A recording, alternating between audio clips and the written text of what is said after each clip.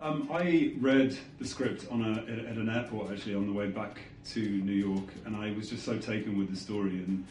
And having read the script, I looked on the internet and found Bernard's book, and was really inspired by his experience and what he'd done, and the fact that it had come together in such a great, coherent story was it was a no-brainer really.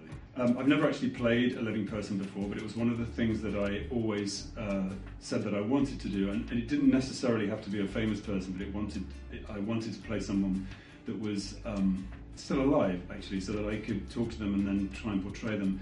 I've done it since Urban and the Shed Crew on another project, and it's actually quite difficult, because in the moment when you meet the real person, and the moment I sat down with Bernard, as an actor, I felt incredibly self-conscious, and I know as a person he felt very self-conscious, because we're kind of both studying each other. He's studying me and thinking, what am I going to do with his life story? And I'm looking at him thinking, am I going to give your life story the truth and the earnestness that it needs? So, but it was a really enjoyable experience, and you know, we tell stories to entertain an audience, but at the same time there is a message there, so hopefully we've done both. I've never really worked with children or animals before this, and to the same scale. But actually I was really excited to work with all of these kids, the actors that played them, and actually we got to meet some of the real Shed Crew, which was, I mean, obviously they're all grown up now, but seeing that input was really valuable. But you know, the most thrilling experience I had was to work with Fraser Kelly, who inspired me every day that we went to work.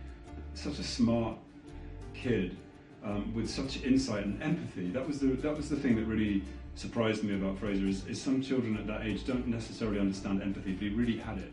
And I really set out to have some fun with a role, because I tend to play quite dreary, dark characters, and this is a terrible world that we're depicting, but there was such love between the two characters, and they appeared to help each other survive dire straits, and I really wanted to find that in the relationship between myself and Urban, played by Fraser Kelly. So I went to work every day with the sole ambition of making him smile and laugh. Anna Friel brought nothing but trouble to this film.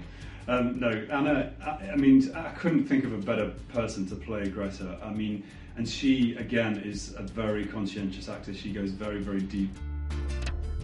I think she brings something to that character, there's something fractured in the character, but Anna brings a sense of warmth to her, so that you really, really care about her. And in the wrong hands, that character would have been not likable. My connection with the city of Leeds really is that my father and his two sisters grew up in Leeds. I guess through the 40s and 50s. My sister's family, my dad's sister's family, my aunt, they're all still here. I've got a huge family here. And my dad, I don't think they were necessarily in the same dire straits as the street kids that we talk about in this story, but they certainly didn't have an easy life. So I felt a real connection to the city. And one of my references actually is my cousin's husband, who is a policeman, and he has a great knowledge of all of the places that we shot in, unfortunately, because they're fairly deprived areas, so they are infamous in their reputation. So I had a lot of time with him to talk about the kinds of experiences that he had on beat.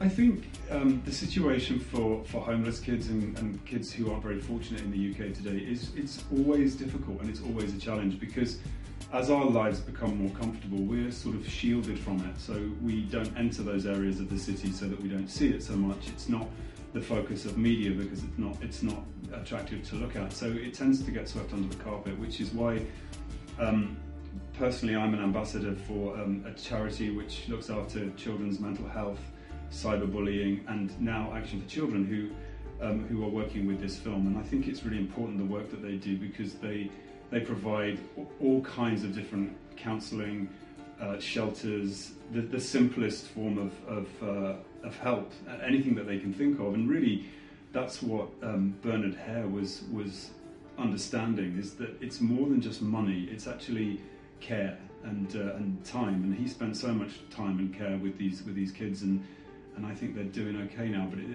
there's a lot more work to do, of course, and there always will be. I hope that the film finds an audience. I think Fraser will certainly be one of the key factors in that, of finding that audience. I think there will be a lot of young people that will relate to his performance and the world. I hope that it brings some attention to the plight of these street kids. I hope that Bernard is proud of the film, and I hope that he sells a few more copies of his book. Yeah, and I hope that Candida Brady and Titus Ogilvy's work is seen by a wide audience. Action for Children are supporting our movie Urban and the Shed Crew to help children like Urban who are in dire straits on the streets of Britain today. I hope this film raises awareness and helps their cause.